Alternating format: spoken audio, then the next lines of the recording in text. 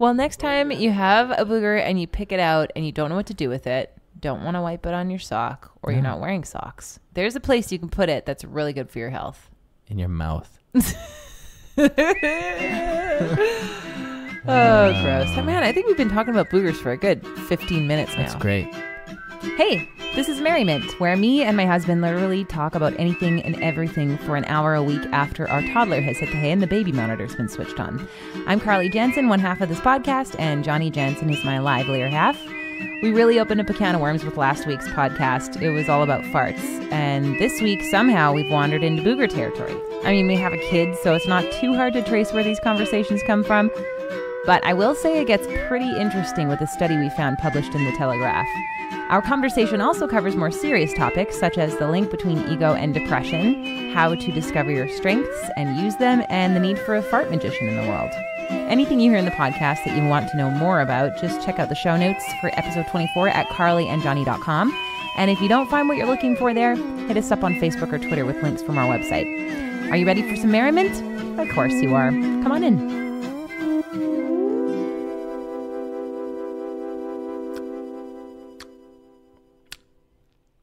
You sing Who Can Schmucks louder? I'll win. Let's hear it. Have a wetter mouth.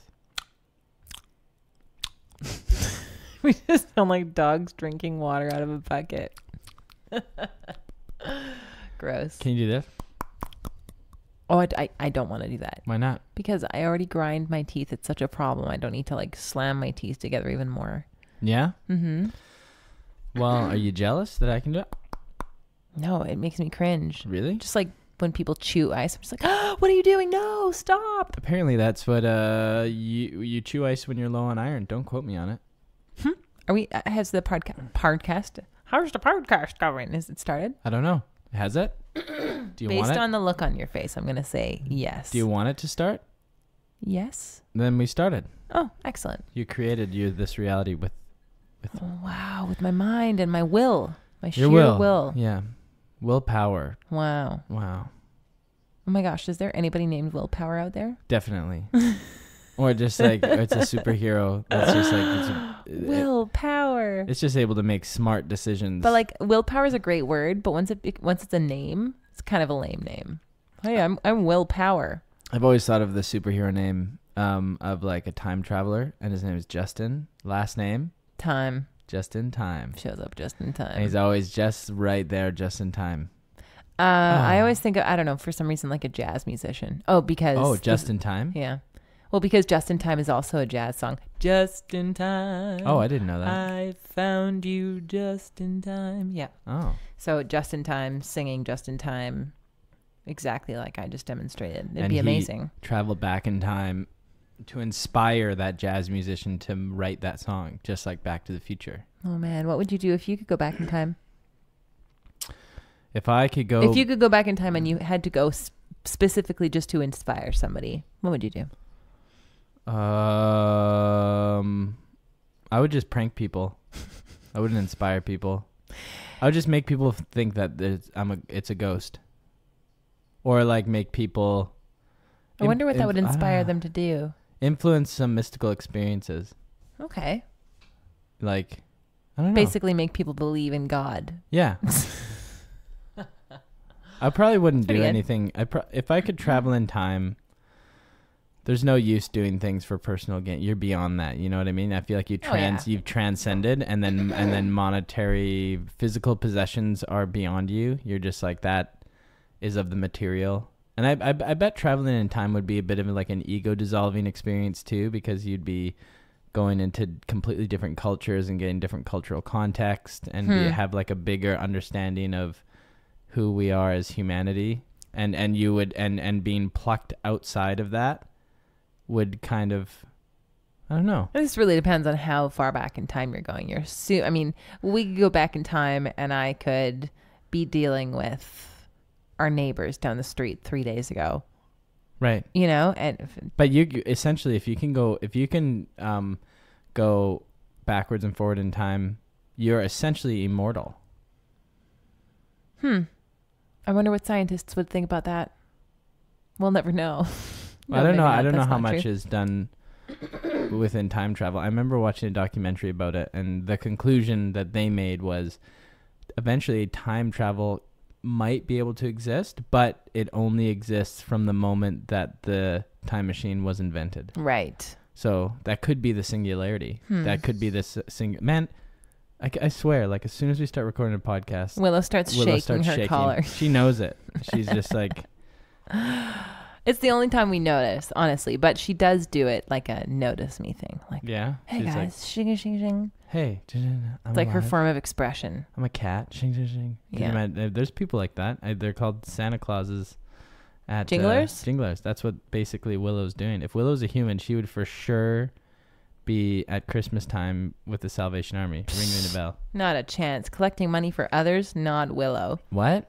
No, but she would just be doing it for the bell. I'm just in it for the bell. That's what she would say. When people would drop the money, she'd just be like, I'm just in it for the bell.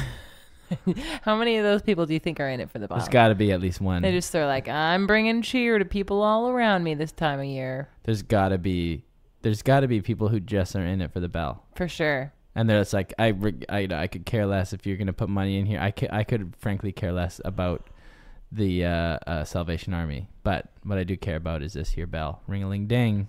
And they want to do, it's not just that they want the bell, but they want to do it publicly. Yeah. They want the prestige that goes along with ringing the bell for all to see. It's like performance art. Wow.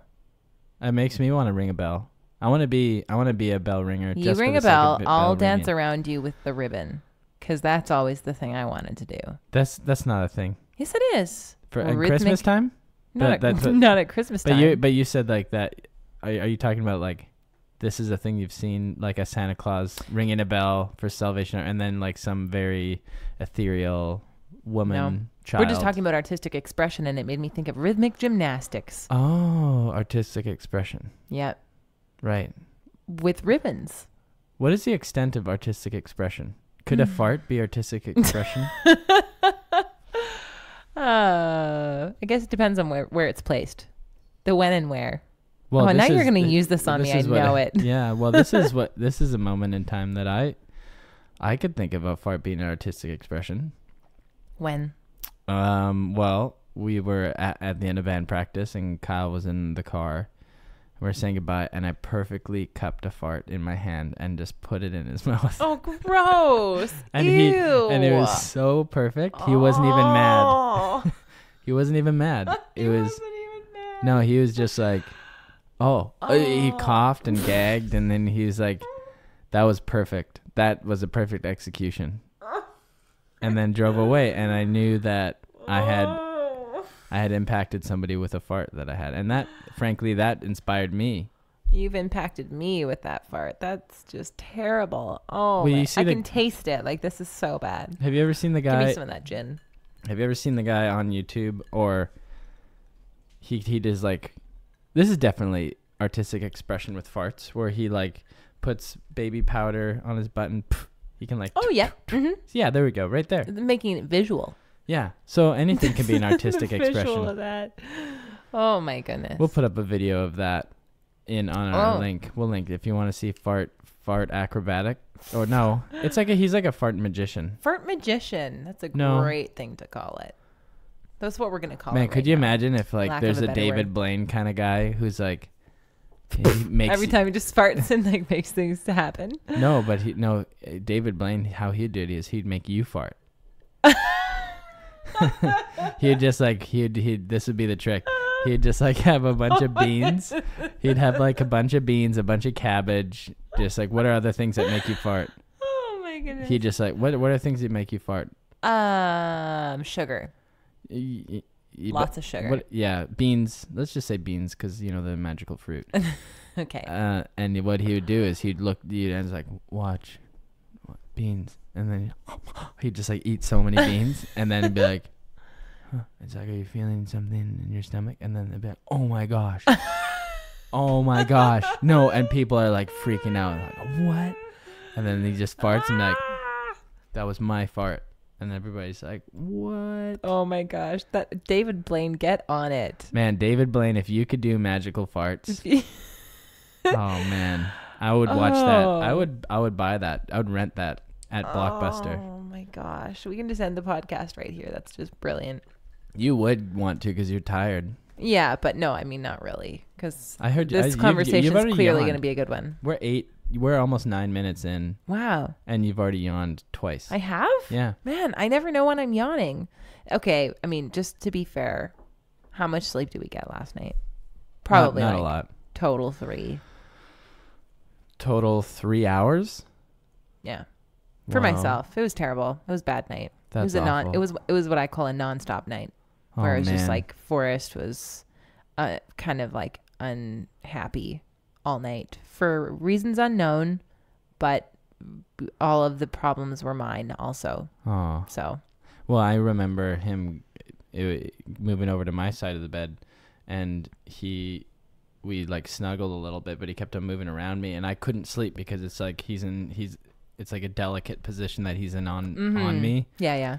And then all of a sudden he like kind of like you can tell that he wants to nurse. Mm-hmm. But he starts to like you basically just like hear this like yeah. His mouth is open and his face starts to kind of move. Man, he's really I can only imagine what that would feel like when you're a person who doesn't nurse him. Yeah. And you're just like, what are you? I have nothing to put in that. Yeah. And then he's like, I'm done with you. You don't have what I need. Yeah. And then that's the point where I come back in and I remember last night where it's like, oh my gosh, yes, Johnny has him for a little bit. And then those moments, it was just like a blink. And then all of a sudden hear him just start fuss again. Oh man. Okay, well, it's mommy go time again. Let's do this. What do you need? What do you need? And I have no idea. I think maybe he had like a tummy ache or something. But he doesn't do that. He's been ultra anymore. Mama's boy lately. It's been like, he just slightly alarming. It has been a little bit alarming, and this is probably a result of that, just like needing your comfort. Yeah, maybe I kind of wonder if maybe he's getting molars. This is the thing though for you non-parent people. You filthy animals. You dang well slept people. You well slept freedom.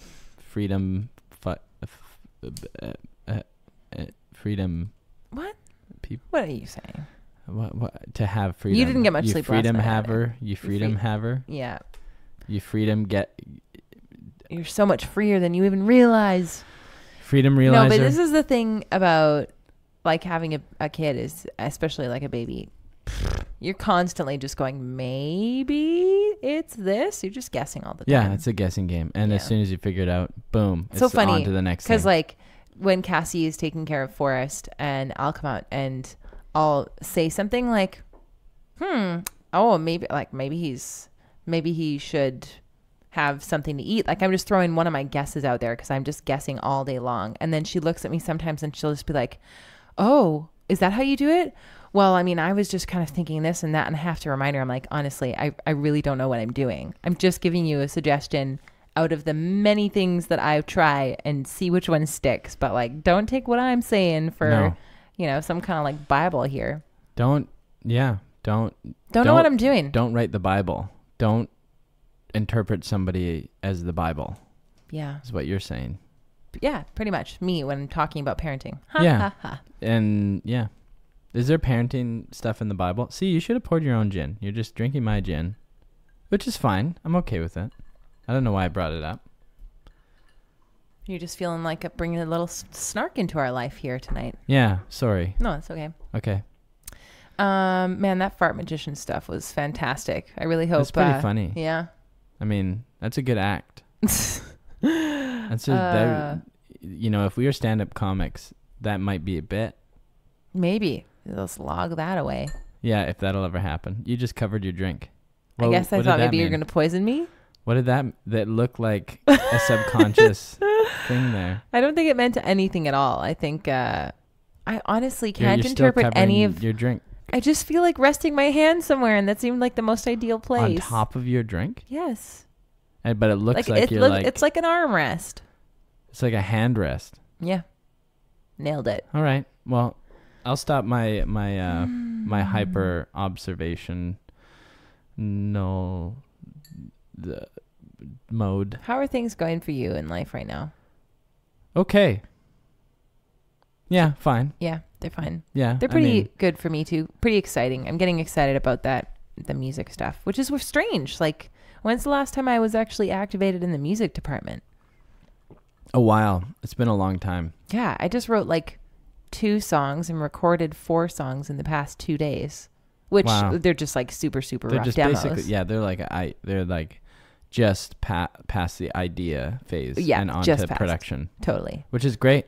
But yeah, I mean, like my output is not that fast usually for that type of thing. Yeah, so I'm really impressed. I really like it. Oh, thank you. I think it's because you've had input. Mm-hmm. Oh man, I'm such an input person. Yeah, you're an input person. Yeah. Yeah, you put things into you. Like ideas and references. Well, right? no, but it's interesting because like I was talking to somebody about this. Who? Strengths Finder. And they wrote it down because they wanted to do it. Oh, it was my new friend, Rebecca. Oh. We Hi, were Rebecca. talking about Strengths Finder. And it's so interesting how some things that you've always thought are bad qualities about yourself can actually turn out to be strengths. So like the input thing, I've always kind of been like, man, what's wrong with me? Why do I just really balk at certain situations and like have a hard time moving forward unless I get more information? So like that grade 3 thing where my teacher read half the story and then didn't finish it and said, now you finish the story. And I didn't get what she was saying. I had no ideas. I had no idea what I was supposed to do. Wow. And I kept asking her like, wow, I don't get it. Like, how do I do this? That's and like finally, my dream school scenario. I'm like, yes, I'll finish that and I'll make it better than you could ever imagine. I just needed an example. Like, he does A, this, right. Or the story goes B in this direction. Just give me some examples. And I'm not going to do any of those examples. I'm going to do my own cool creative shit. But I need more input first. I need like reference points first. Otherwise, I have a complete blank, like I'm spinning my wheels, and I wrote an entire page of blah blah blah While crying onto Were there my tears paper. onto the stage? Yeah, there was. My paper was wet for sure. Man, that would be quite the artifact if you still had that. Oh my gosh, can you imagine? Could you imagine? And I would frame that. Oh, me too. That would be such a cool thing to keep. Yeah, and I wonder. I'll never find it, even if it does still exist. Maybe. But my point of telling that story is that I've always thought that that's a bad trait of mine. Like that sometimes I can just get really stuck where and it's almost like I'm slow and everyone else can pick it up. And for some reason I just can't.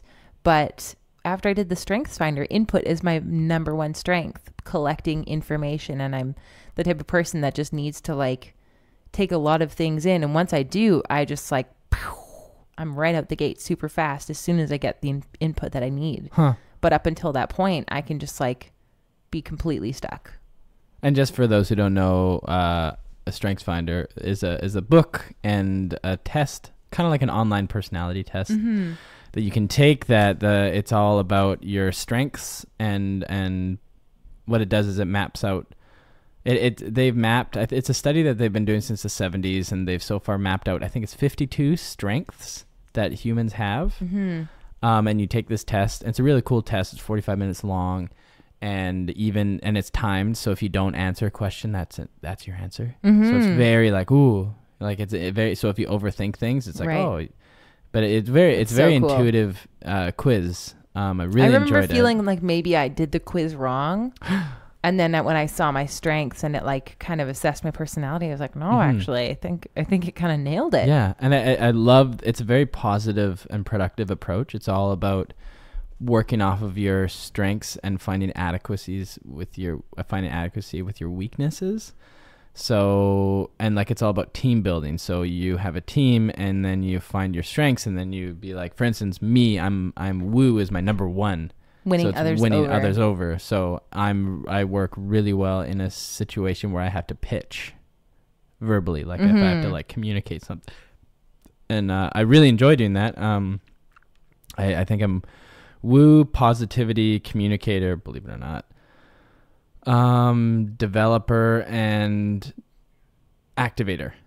Right. You activate people. And I love doing that. Like and all of those things, yes, it makes me very happy. And combined, they all kind of work together too. So like Woo and activator all work very well together because I can convince somebody to maybe go after something that they want to go after, and then developer, I can help them develop that, and positivity, help them stay positive, and communicator, I can, they Makes all you a good leader. I guess, maybe if I really work on those skills, I suppose.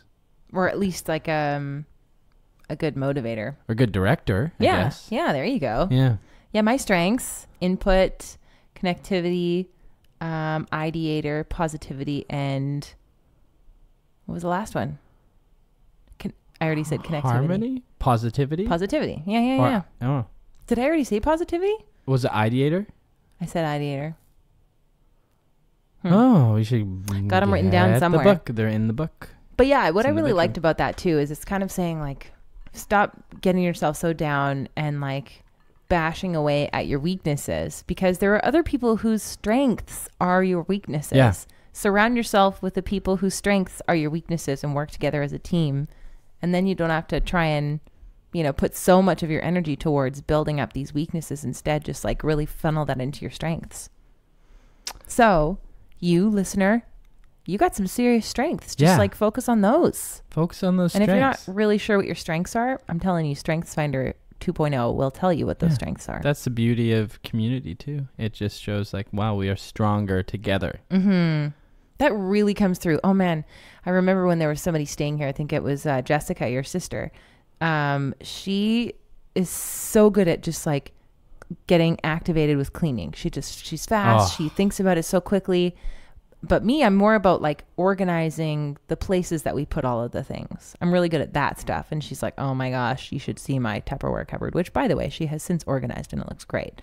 But like she finds that's not her strength area, whereas I feel like that's mine. So I'm like, man, if we lived in like a commune, our kitchen would be great because you'd always be cleaning, I'd always be organizing, and bam, be perfect. Bam. See, I don't like any of that. No, and then you'd come in and you put everything away in the wrong spot and then it'd be screwed. And that's my strength is disorganizer. To help you realize that there's more to life than just being organized. Your strength, I feel like one of your top 5 strengths, rebel. Rebel? Oh. But I like woo because it's like also can be interpreted when I argue sometimes because it's like a game for me. Like I like to attempt to change people's minds. That feels really interesting to me. Even if it's something like a would you rather game. Like I would love the idea of like making somebody switch their would you rather. That's so interesting. Just like to test the power of your manipulation. I mean, sorry. Woo. Woo, there we go. Yeah. You're like, I don't like that word. Manipulation. Manipulate, it's like it's just not very compassionate. It's not a very compassionate word, manipulate. No. Facilitate sounds better. There you go. Facilitate sounds nice. Change. And then it's like, oh, I've convinced you that it's your decision. I've facilitated. No. I really admire people who can do that gracefully. Because I feel like that's one of my weaknesses. I'm just like hammer away at it. I can only do it if the people love what they're doing. You know what I mean? Like I'm only good at activating people who are just like excellent at that job. You know what I mean? Because like as soon as I have to step in and I get like either really micromanagey or like I just like let the project falls apart.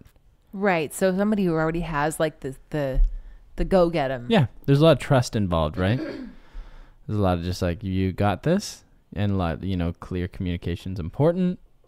Yada yada. Bingo bango. Jingo jango. How are you doing? You're tired. Yeah, I am quite on the tired level. This may or may not be a short podcast basting. What's a basting? Basting a turkey. Yeah. Basting. Oh my gosh. And I remember last podcast, we were really tired too.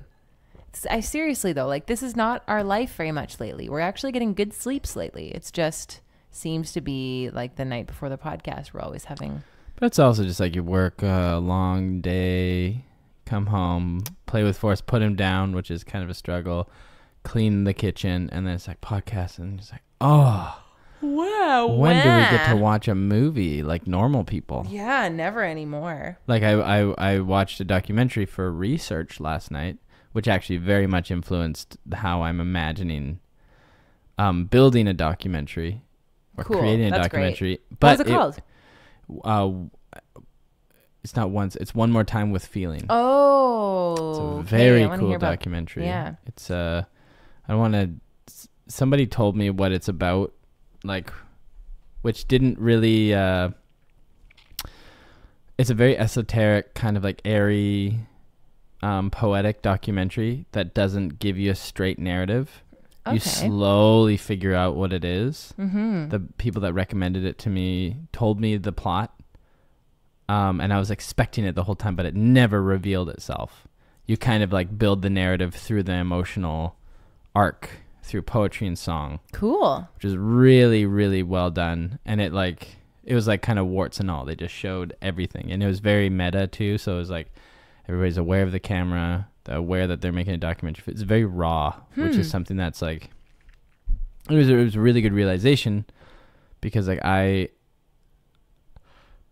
it took the weight off my shoulders because like I'm like, oh, I'm directing this documentary. I need to write it. I need to structure it. I need to figure it out. Whereas like it kind of opened my mind to a more like a little bit looser approach, and leaving it up to the process to find itself. Right. So like while we're conducting interviews, we literally make it a conversation where it's like we just talk about the documentary. And just like see where it takes us. And if we feel like part of the documentary, we want to tell a narrative, like we want to tell like a story line, like in retrospect, then like I do it in a voiceover or something. Yeah. You know what I mean? We problem solve when the time comes. But for now, we just want to kind of capture certain people's energy, certain people's moment, like a raw perspective. Cool. Those are some of the most compelling things in documentaries, I feel like, is when you can actually get those raw moments. Yeah, I'm starting to really understand the idea of show not tell, you know? Like that's so powerful. If you can facilitate somebody making the connection themselves, that's when it's going to really stick and you're going to have like a profound impact on how they, you know, maybe they can connect to it in their own life as well. Which is really powerful. Mm-hmm. That's cool, honey. You know, I wanted to say something about... Just say it. Okay, you know what? Here, I'm going to say it. Just say it. No, I was thinking about, like, just the other day, I was kind of hit with this feeling of, like, there are things that I want to do in my life. And I'm not getting any younger. I'm turning 33 this year.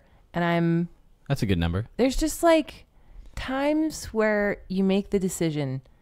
not tonight, and you do something else. So it's like something that you've been wanting to do, whether it's like, ooh, I want to read more books because eventually I want to write a book, or I want, you know, I've been wanting to write more music, or there's this kids show that we want to develop, and that we are developing, but I'm talking in past tense. Oh, I see.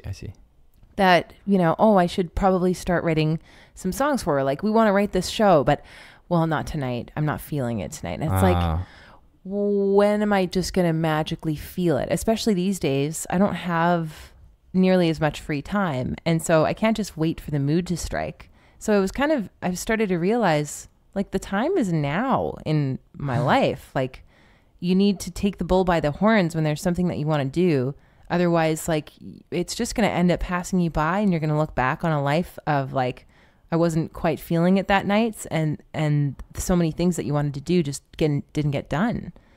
And so, yeah, that just kind of profundity hit me this past week, and I'm actually feeling quite activated by the fear of not ever doing the things that I've been wanting to do. Maybe I'm not activated by the fear, but more so motivated by the goal. Huh. And realizing that nobody's gonna make me do it. No. You know?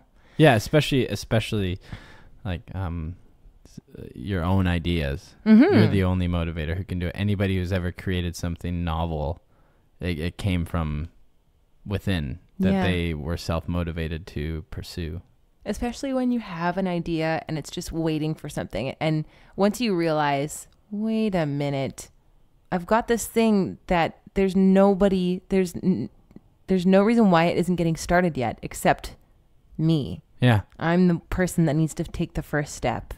Like, you and I have both been getting excited about this thing, and I realized, like, wait a minute, the way that we're going to move forward right now is if I start writing songs. Yeah. That's the first thing that needs to happen. So yeah, what are you waiting for? Do it.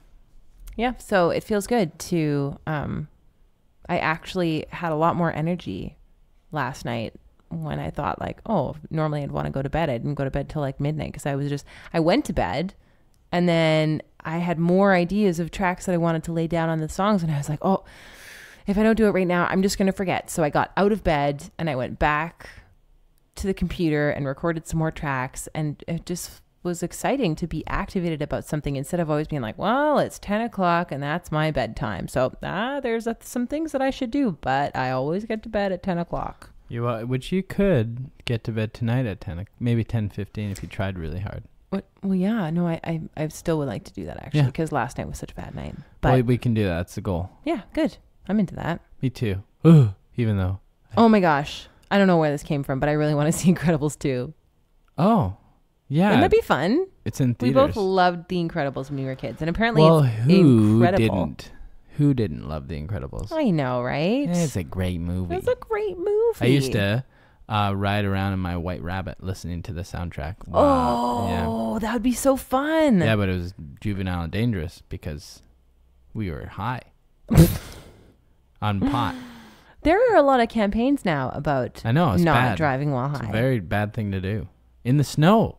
Oh my gosh. Can't believe I'm admitting this, but that's what we did. We'd drive around. But see, this is conservative people. This is the reason why pot legalization is actually a good thing in a lot of ways, is because it's keeping people safer. Now that it's becoming legal, it's not so crazy that there are ads being put out about not being high and driving. And there's a lot more enforcement. You know, like now they're actually finding they can, test it. Like there's funding putting towards prevention. Yeah. Which is very good. Instead of just like being like having the whole illegal umbrella, making it all taboo. Yeah. Now that they can actually facilitate. There's the third time that word's come up. Wow. That's a theme. Facilitation. Facilitating fart magicians. Is that the title of this podcast? That's the title of this podcast. We figured it out. At least two of those three words will be in the beginning of this podcast. I think so. But yeah, I agree. And so you were driving around high in your White Rabbit, listening to the Incredible soundtrack. And it was great. It was fun. Was it a White Rabbit? Yeah. So loud. A lot of people hate that thing. Oh yeah, because the muffler is broken. It was like wow, wow, wow, wow. But also because you sit around the campfire and the smoke comes in your eyes and you go, I hate white rabbits. I hate white rabbits. Oh, I see what you did there. And also that White Rabbit's always late. I'm late. Oh, right. Oh, I'm so full of puns tonight. Wow. Is that a pun? It's probably not even. Not a pun. It's just reference. You're referencing. I'm failing at life today. Failing. No. You're doing what 2.5 hours at the bank. 2.5 hours. That is enough to make anybody what you're doing right now. Fall asleep in their chair. What you're doing right now. What you just did. What did I do? When you were like, I'm failing at life. Did that feel kind of good to say? Yeah. See? Empathize when I do that. When I'm like, oh, I'm awful. But could you tell I was being so dramatic and silly? But can't you ever tell that I'm doing that? You seem really depressive every time you say it. But it's like hyperbole. Sometimes you have to just like let out that. Yeah, it's almost like, I know. It's like a gag. You know, that's where it comes from. Just getting the sickness out a little bit, right? Yeah, like I'm not depressed. You know, I get kind of like confused sometimes and a little bit down. I feel like in the past I've been depressed and that's a very deep dark hole, and that's not what I am. I don't think I'm doing any justice to, mental health awareness to say that just being sometimes confused or a little bit low energy is depression. Yeah. Because there are, I know people that are depressed, and it is it's not fun. I'm sure that I suffered from SAD at a certain point, like pretty bad one Christmas when I was that's a time to be sad. When I was I just didn't want to get out of bed. Like everything felt so difficult, and in fact I'm sure that I suffered from SAD more than a couple of seasons. SAD, by the way, is seasonal affective disorder. There we go. Happens a lot in the like the West Coast, where it's really like dark and rainy for the period of winter. But which fun fact, if you avoid tropical fruits that aren't grown in our climate during that time, that could help, because they don't have the proper amount of vitamin D you need. That's not exactly how it works. What it is the tropical fruits signal to your body that you are in a climate that has lots of sunshine. So it actually underproduces vitamin D. There we go. That's what it is. Because of all those tropical fruits you're eating. So, but yet you actually are not in a sunny climate, and so your body's not getting all that vitamin D from the sunshine. Okay, so you, the royal you listener you, when you are experiencing SAD and it's wintertime, you just avoid those pineapples, mangoes, star fruit. As much as it like makes your heart a little bit happy to eat it. What about avocado? Probably also contributes to that. Yeah, just stick to local food. In the wintertime. So keep on eating those pickled beets. Those pickled beets, pickled pickles, pickled carrots. Pickled turnips. Basically just pickle yourself and you'll be happy. A pickle is a happy cucumber. Yeah, it's like, oh, you're in a pickle. That's not a bad situation. That's not depression. Not when you say it like that, like, it isn't. I'm in a pickle. It's like, that sounds like a solvable problem. Totally. So like, when next time you think, I'm sad, I'm not eating enough pickles, because that sad seasonal affective disorder could just be a pickle that you just so simple. Eat your way out of. And it is sometimes. Like the pickle that I was in when I had SAD was just like feeling like kind of bummed out, and you just feel low. And so you think maybe by hanging out with people it'll help me feel better, but then you just feel like a complete and total brick. You feel like a brick, like you're dragging everybody down. You don't want to be around anybody because you're just going to bring them down, and they're going to feel bad for you. And you're just like, you guys will have so much more fun without me. Just leave me alone. You don't want to get out of bed. Doing anything at all is just like so difficult to do. You just feel like you want to sink into the earth for a while until this feeling goes away. It's so weird trying to like figure out how, because I'm especially, for some reason, I'm pretty good at like reasoning myself out of emotions. Like if I can wrap my head around the philosophy of something, then oftentimes I can like get myself out of it. Well, you have the ability to take yourself out of the equation and just look objectively, which I've been finding through this great book called How to Change Your Mind.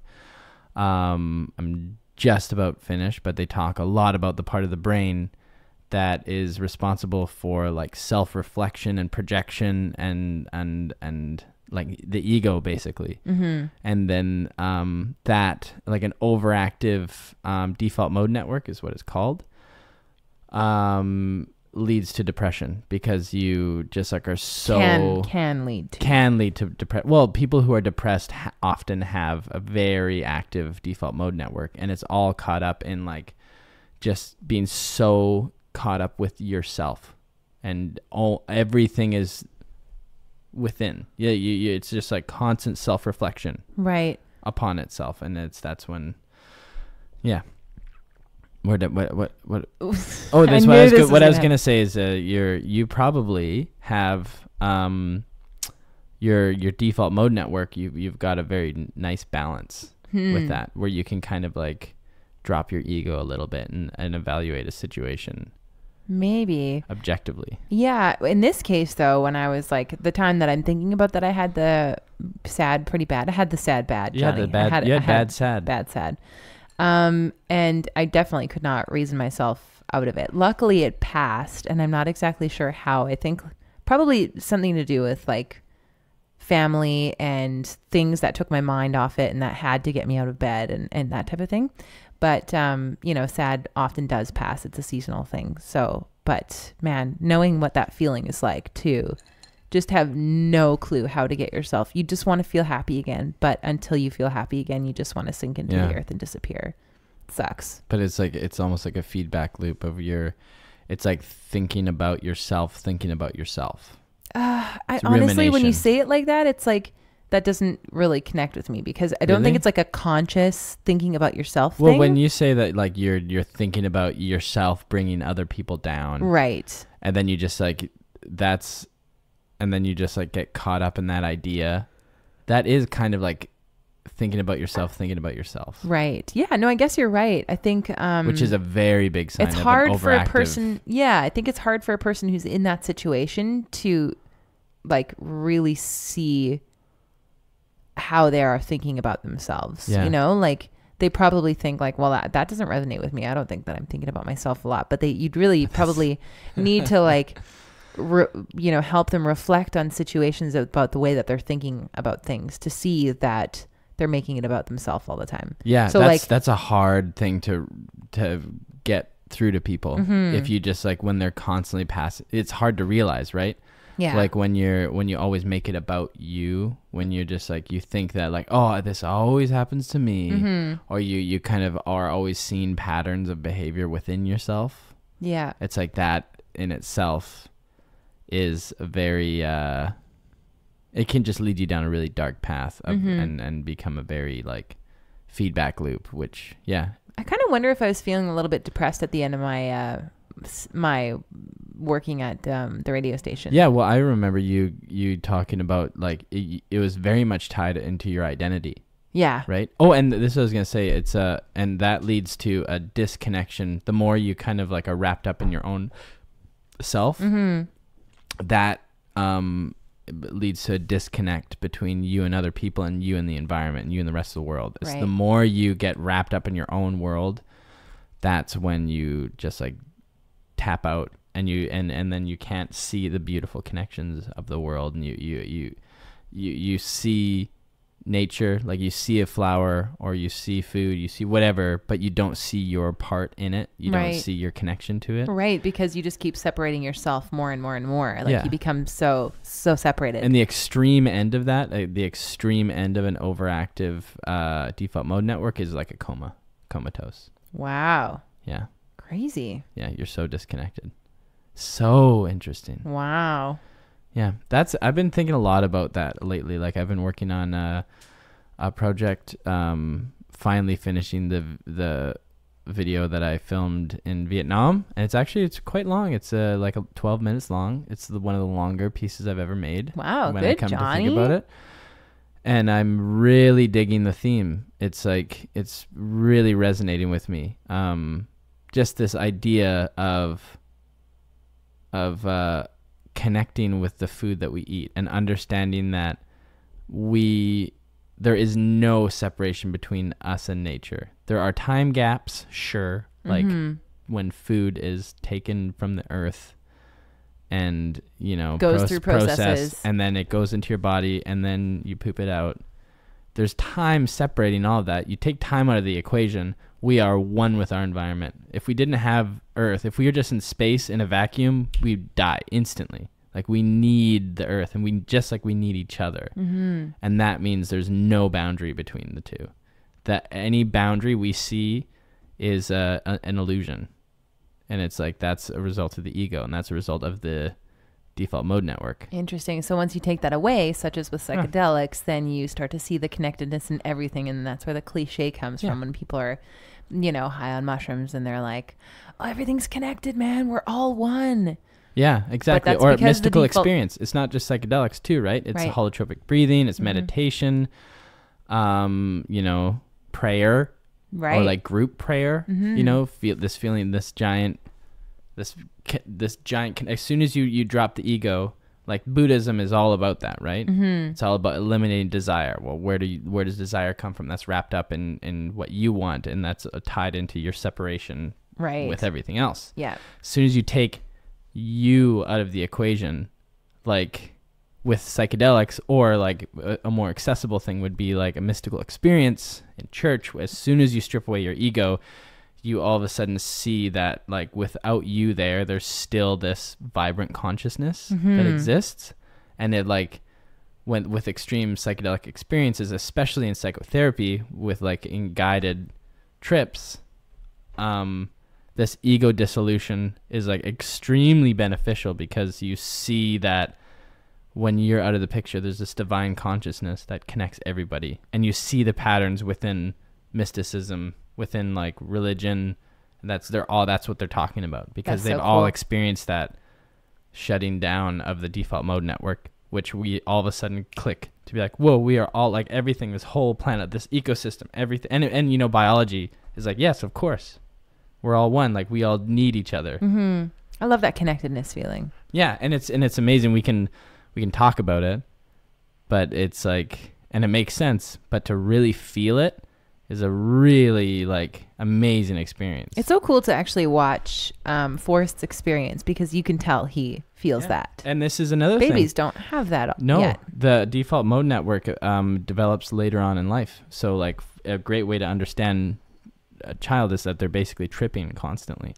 They don't see the boundaries that we have created, we've constructed.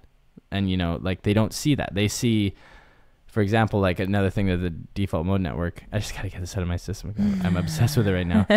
Is it like, it's almost creates a shorthand in our brain.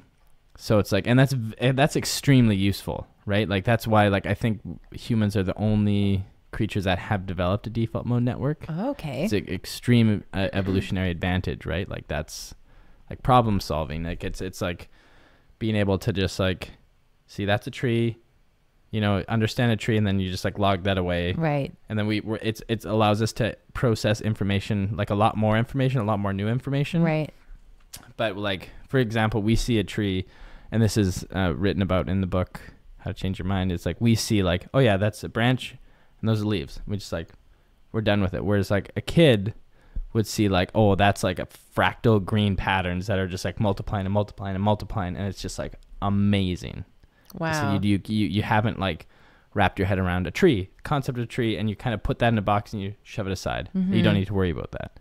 And so like kids see this whole world as like extremely novel. Right. And like that's why when you're on psychedelics, everything is like extremely novel. You know what I mean? Totally. I wonder if that's why Forrest loves going on the swing so much.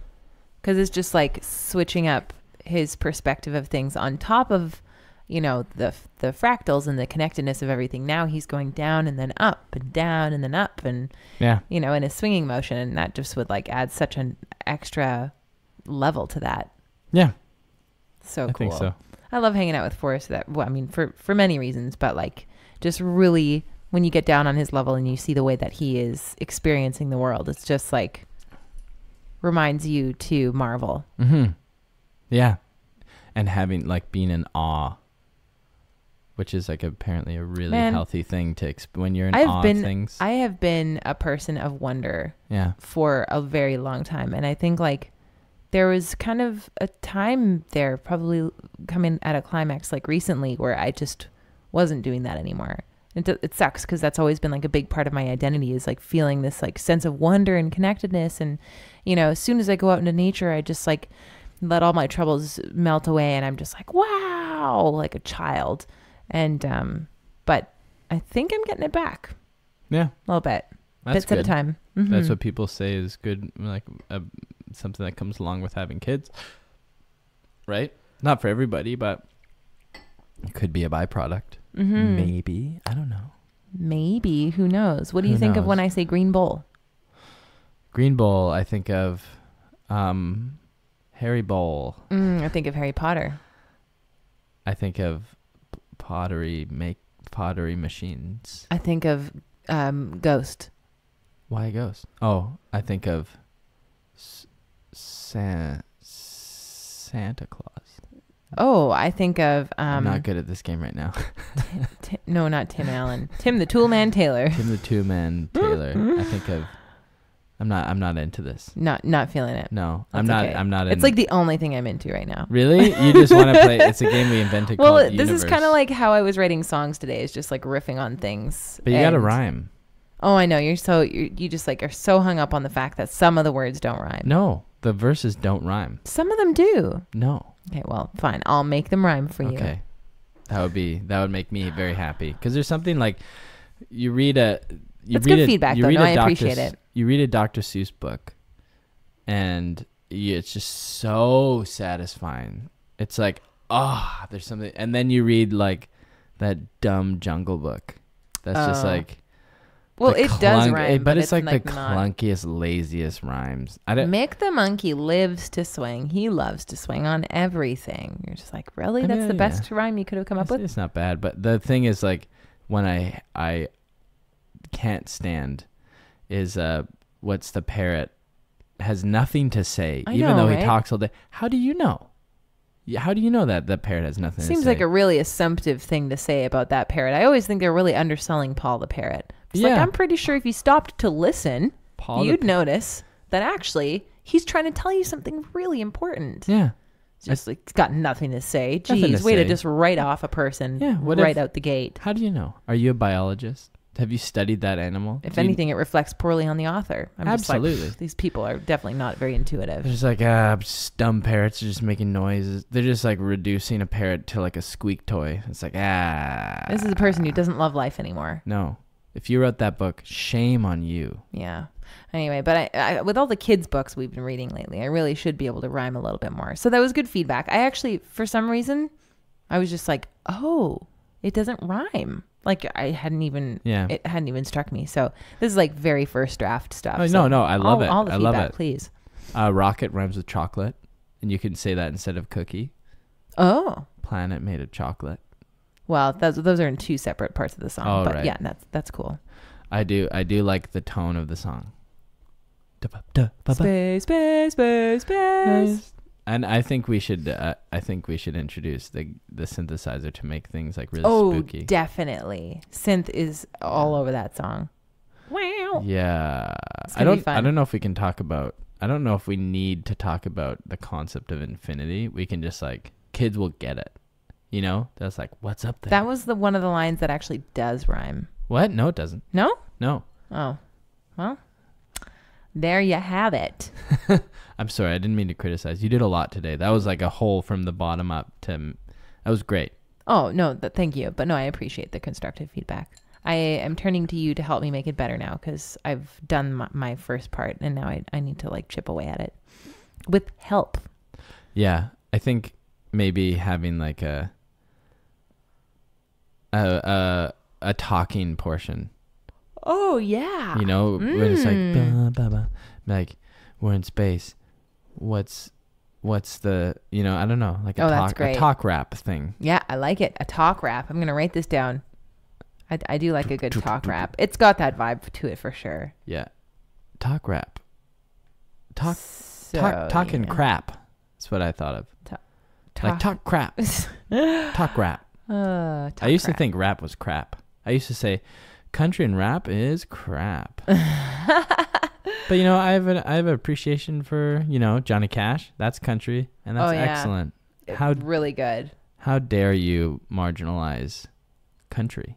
Okay, I have a confession. No. I think maybe I understood in the past what marginalized meant, and I think I frequently remember what marginalized means, but like at this moment I don't. But you don't, and you just used the word. Like as though you knew stuff. Well, no, you're making me second guess it. How do you spell marginalized? MARGIN. I can take it from here, okay? You mean Google can take it from here? No. Auto. Okay, are you ready? Marginalize. Treat as insignificant or peripheral. Putting in the margins. So how did I use it? I don't remember. Wait, what was I? I've often marginalized. Don't marginalize. I think I used it right. Didn't I? Margarinize. Don't. Margarinize. It's like I just marginalized your toast. Yeah, it's like butter. Don't marginalize my toast. Don't marginalize. That's. I want real butter. We've been marginalizing that because it's like margarine's fine. You know what? Corn has been marginalized for years. It's time to butter that corn. It's time to butter that corn. I don't eat corn anymore, and I'm proud to say it. I can't believe you don't eat corn anymore. That's just so weird. Corn on the cob, especially from my hometown, is the best. The best. You said that as if you were reading it. It sounded like Oh, that's a real skill. You know that? To be able to talk as though you're reading, but you're not. That's actually a real skill. You're improvising and yet you're speaking as though you're reading. Huh. Wow. That's like, I need to find a way to market that because... Dude, that's deep as F. Yeah. It's like the opposite of taking a script and making it sound natural. You're like, no, man, this is completely natural. I am speaking this from my own mind as though it is on paper. Wow. Oh. Dude. Wow. You're a robot. Can you believe somebody wrote that? That means you're a robot. Could you imagine if that's all we are? We have little people in our brain on typewriters furiously typing. That actually makes my brain hurt a lot. Why? Just think of Men in Black. I know, but like to actually apply it into real life, I just can't. But then they also have somebody in their head. And then that person has some... And it never ends. And we're actually in a head. Oh my gosh. We're ahead. That's why people say, "Oh, you're ahead," because you're like the next. You are ahead. You are ahead. You know. Okay, wait here, Carly. Without thinking about where are you in your body? Point. Point to where you are in your body. In your head. Why? Well, because my head really hurts right now. No, but do you really think? These headphones are just like digging into the top of my head. But where do you think you are in your body? Your nose. For real? Well, honestly, you said don't think about it. And right now, the parts of my body that are drawing attention to it is my head because it hurts and my nose because it's running. So you are associating yourself with things that are going wrong. Think about that. But just drawing attention, the squeaky wheel gets the grease and all. So I feel like I can't even talk right now. I'm just at my wit's end. Well, I don't know what to say. You just meet my nose and get out of it. Meet your nose? Meep. Oh, meep. Sometimes that's all you need is a little meep of the nose. But what if it's runny? That's not fun for anybody. No, that's really not. It's funny for me. Could you imagine like that's like an awkward situation if you want to pull a prank on somebody and you're like, but then it's like it's so gross. I got your nose. Oh man, I got. That's actually a real risk to doing that to a child. Nose. I'm gonna get your nose. Oh, not with force because I want to get those boogies out of his nose. Isn't that so funny? If it's a fun way. Did you ever think you'd be grabbing a kid's nose trying to take their boogers? No, but with force, it's like I gotta get them. It frustrates me. He doesn't want it. Sometimes, like coming around the corner and you're sitting there and you're just like.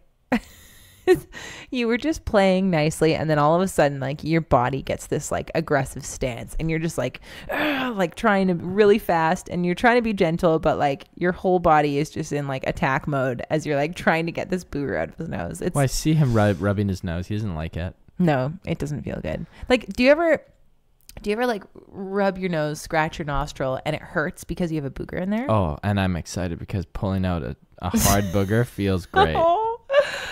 Oh, you know what? He's getting reasonable though. It's like, okay, Forrest, I'm going to take this booger out. It's great. It's really satisfying when you're like, I'm going to just like stop and tell you for a second what's going on. You're almost a year and a half now. We can have conversations like this. So listen. Yeah. I know you got a booger in there. I'm just going to get it out. I'm going to help you. I'm going to be gentle. Okay. Or you teach him how to do it. And he sits there and he moves his head a little bit and then he stops and he's just like, okay. And he just waits. And then like, there's the reflex of trying to move your head away, but then he like stops himself and he waits. And I'm just like, man, you and me, kid, we make a great team. The booger snatching team. Except for his fingers are smaller. He could probably get at that boogie way better. This is going to come so soon where we don't pick his boogers anymore. He picks his own he'll boogers. Realize, A, it's a very satisfying thing when you got a big old boogie and you get it out. And B, they taste great. Oh, Johnny. I mean, from a kid, not an adult, but as a kid. Oh man, do you like remember eating your own boogers? I remember like doing, and then like getting the booger from the back way in, and then just chewing on it. And be like, oh, okay. Ew, you chew it? Oh my god. Well, yeah, for a second, just to get the text, just to get the what's it called? When noodles have the what was it called? The where you test the Al Dente. And here's something gross. talking about talking about like booger picking. Yeah. Do you ever get that like on the inside of your nose, the really flat boogers? Mm-hmm. Those I love that. I get those a lot. What? Look at the shape of my nostrils. Yeah, but you know what I'm talking about? Where you just do it and you pull it down. It's like a flat, like a like totally. It's like it's melded to the shape of your nostril, and it's like really flat, and you get it out and it slides out perfect. Look at the shape of my nostrils. Yeah. They are made for flat boogers. Oh man, that's heaven. I can't believe we're talking so much about boogers. Yeah. Picking boogs is great, and if you don't like picking your nose, try it out. Okay, yeah, try it out. And I'm also kind of curious, maybe we can just riff off this a little bit. Like, why is it across the board that kids eat their boogers? Like, by the time they're able to, now that I'm a parent to a little 1.5-year-old, I can kind of like understand that once they are old enough to start picking their nose, they're too old to be putting everything in their mouth. Right. So that actually doesn't really line up. It's not like, oh, well, babies put everything in their mouth anyways. Like, no, by the time that they're actually picking their nose, they don't put everything in their mouth. Right. So they're taking this thing out of their nose and they're looking at it and they're making a decision. I'm going to put this in my mouth now. I'm looking it up right now. Why do kids pick their nose and eat it? This is the Telegraph. Like an actual newspaper? Yeah. Here's the headline. Eating boogies is good for teeth and overall health, scientists conclude. Good for teeth and overall health? What? Yeah, dude, so there we go. Al Dente. Oh why do my instincts do that? Oh. And they indicate that here, you read this. You're a better reader than me. I'll embarrass myself if my dyslexia. Okay, let's see. It says be very careful they with the contain a rich reservoir of good bacteria. Eating snot can also prevent bacteria from sticking to teeth.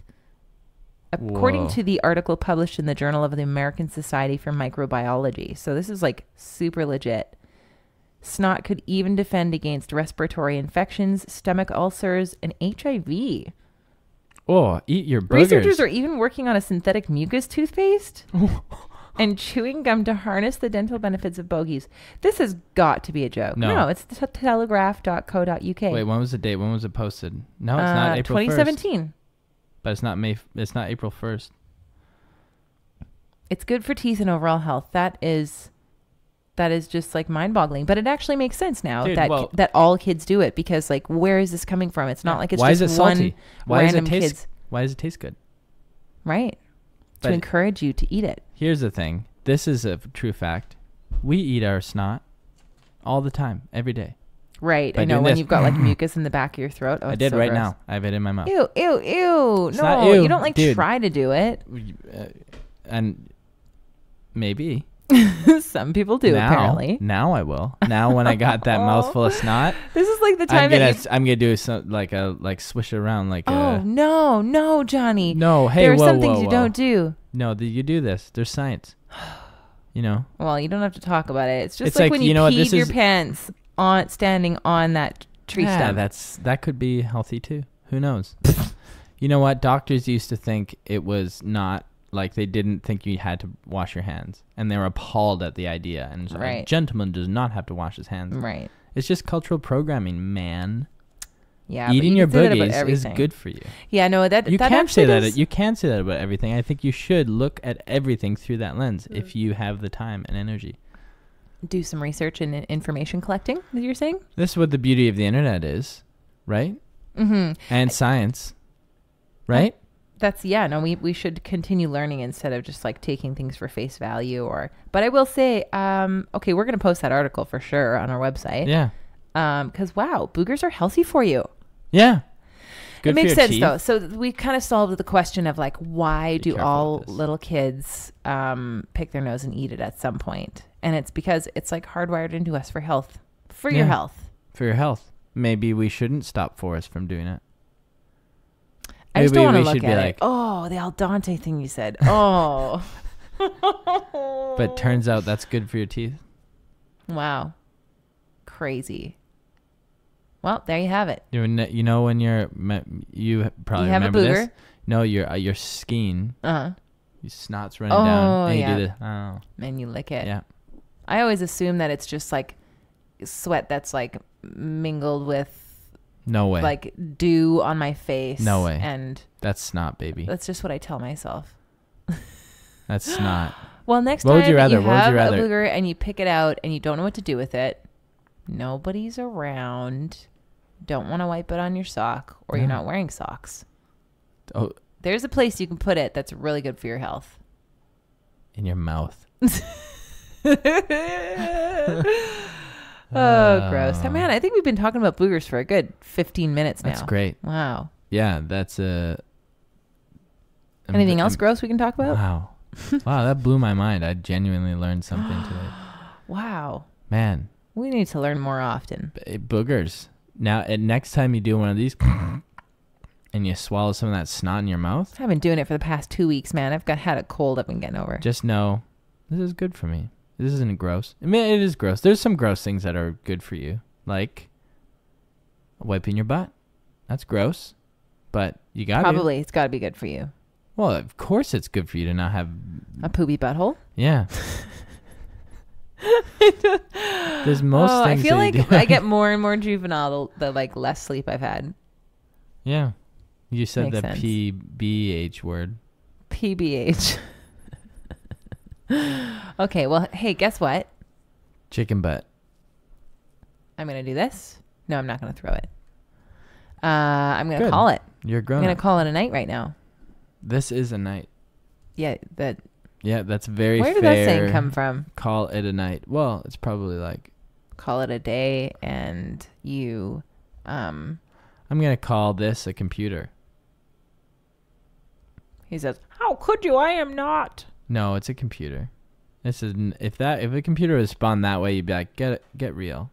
Get a hold of yourself. Just get a hold of yourself. Just look at yourself right now. Like, you are a computer. I'm a computer that identifies as a flower. And you could be like... You need to respect that. Yeah.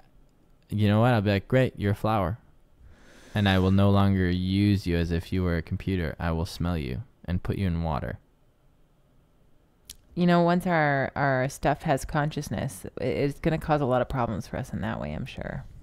I don't think consciousness will be localized in devices. It'll be able to shoot off into the internet and go anywhere. You know, that is the interesting thing about like robots and AI and stuff, is like we always personified it as like, it's almost like so egotistical that we always thought it needs to be in human form in order for it to be AI or robots. Well, so now we've got like robot cars, we've got like so many things that are robots or AI around us, but we still are like, well, we you know, it feels like we haven't had a lot of AI coming along in the iRobot sense because they're not in human form. No, I think that robots will be like this giant web of consciousness that exists like on the internet. Well, think about bots already. There's so many bots on the internet. Maybe it'll come alive with something like Bitcoin or cryptocurrency, or with what's it called? Oh, blockchain. Mm-hmm. This stuff you've talked about, that is related to cryptocurrency, isn't it? Yeah, cryptocurrency is a blockchain. Right. But a blockchain isn't it's only like a decentralized banking system. Oh my gosh. Can I just say, this felt like I'm totally switching gears, but it reminded me talking about like all this cryptocurrency crap. There's like a pivotal thing today. I opened up Forrest's RESP account. And I actually didn't think, like, I know it sounds really boring. Very responsible of you. I just thought like, oh, this is a boring thing that like you do if you can. And, you know, if you open up your RESP account, by the way, for your kid, there's like a bunch of grants, government grants that you start getting for your kid when you put a little bit of money in. And like, so every year you can get like $500 for the government. That's free money. Yeah. So you're leaving money on the table if you have a kid. But anyway, so all of those things. And so if you can set up an RESP account, there's like no obligations for how much you put in each year. It's just like, if you can, you put it in, and then you can get some money, thrown into it from the government. Year. Oh. Put in each year. No. But anyway, I just really thought this is just like a whatever thing. But going in and having to really put myself in the situation of like, okay, so 17 years down the road, when Forrest is ready to go to post-secondary if he so chooses, and now we will have hopefully saved money to help him in this, and just like fast forwarding myself into that point in life, was actually really profound for me to be like, oh my goodness, like this thing that we're doing right now is like out of love for our son and hope that he can have opportunity in the future. Like it just, I don't know. It felt like a really, quite a pivotal moment to do this thing that is, seed. Yeah, we're investing in our child's future in the next 17, 18 years. That's great. Yeah. So it felt nice. And I do feel really, just like privileged that we're able to even open one and think to ourselves that we're going to be able to put some money into it. Thanks, viral video of our dancing baby. Thanks, viral video, which made us money. Not like thousands or anything. Well, but yeah. Really? Well, over 1,000. There we go. Which we still haven't gotten yet because we need to update the payment details. Blah, blah, blah. Anyways, I'm going to call it a day. Oh, I just thought of a thing. Of course you did. Because this is what we do at the end of the podcast, yeah. Right? It's just one callback to earlier on when talking about the default mode network. Mm-hmm. Another characteristic of it is time travel, meaning like you live like thinking about the past and thinking about the future. Oh, right. And those are directly tied to depression and anxiety. Depression is like feeling it in the past, like living in the past too much, right, and feeling dread about the past. And anxiety is feeling dread about the future. Both very strong characteristics of the default mode network. They live there. It's like mental time travel. Right. And so it's like thinking too much about either of those things. And reflecting and self-reflecting. Right. In that. Crazy. And it's like, man, if I think about like myself when I'm at my most anxious or when I've been depressed, it's exactly that. I'm just so wrapped up in my identity or despairing about me. Whereas like if you take me out of the equation, it's like it's more about like it's hard to see past anything that isn't me. Right. You know, because it's hard to conceive of anything that isn't me because obviously there's beauty out there. Mm-hmm. Obviously not everybody is depressed and sad and terrible. Right. But it's hard to see how you fit into all of that. Yeah. And it also has to do with like the default mode network is very good for dealing with uncertainty, which is like a very good advantage, right? Because like we want to feel, you know, we want to be able to like, I don't know, you know, have progress. I can't really digress into it, that level of it, but like the more, if you can, if you can be more decisive about things, then things are going to go faster, and you can eliminate some uncertainties that might slow you down otherwise. Yeah, but uncertainties are really good in life. It like helps you with creative problem solving. But like if the more you reduce uncertainty more in like your daily conscious life, then that brings the reflection inwards. So like an example, they did a test with the default mode network, and I don't know. This is just a sort like an experiment where they had a control group of a bunch of people. A few of them were diagnosed with depression, or so on some level they were depressed at some level. And it's a simple test where they had a light switch and like turn on and off the light. And then it was randomized. So sometimes it would be like on and off. It was just completely sometimes random. The light switch would work and sometimes it wouldn't. Yeah. And the people that scored higher in depression, or people that scored higher in depression would immediately be like, yeah, it's randomized. They just didn't think about it, and they're just like, yeah, that's just randomized. This is they were just like totally convinced that like the word, this is like, you're playing a trick on me. People that scored lowest in depression were just like, there's something weird about this light switch. I just don't get it. They weren't, you know, they didn't immediately go for assume. Yeah, right. Interesting. That they knew what it was. So it's like almost like a symptom of being depressed. And I'm totally speaking. Seems like a little bit of cynicism almost. Yeah, it's just kind of like oh, you know how the world is. You're so certain about your place in the world, right, and how the world, you know, and you can't get caught out of it. Whereas like uncertainty, although like that word has a stigma of being bad, uncertainty can be really good because it's also like, it's like a bit of a blue skies. Like there's more possibilities. Mm-hmm.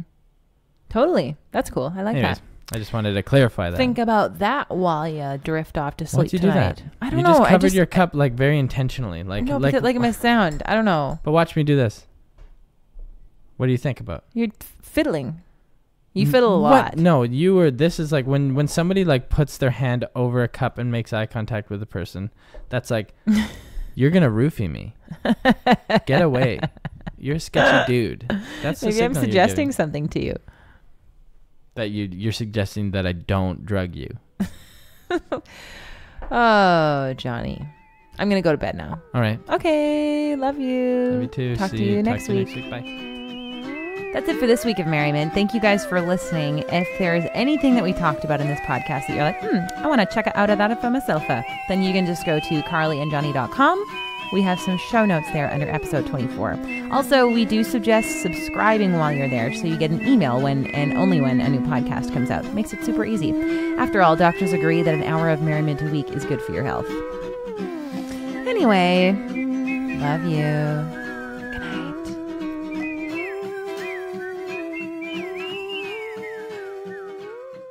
Your mother and I love you very much.